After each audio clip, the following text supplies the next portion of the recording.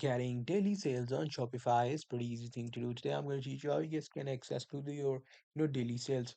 So for that, as you guys can see, I'm on my Google now here. I'm just going to search for Shopify. Now after that, I'll go to shopify.com. Now here I'll simply log into my account. If you don't have one, just create an account. Now after logging in, you will be at the home page.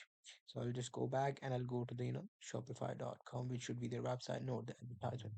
Now here I'm just going to quickly click on login to log into my account. Now after logging in, it will take me to the dashboard. Now in the dashboard, you will see a page which should look something like that.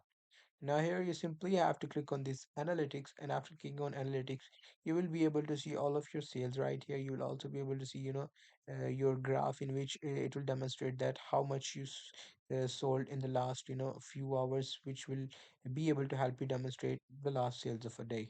So that's pretty much it. That's how you'll be able to, see your daily sales on Shopify. Hope you guys find this very helpful.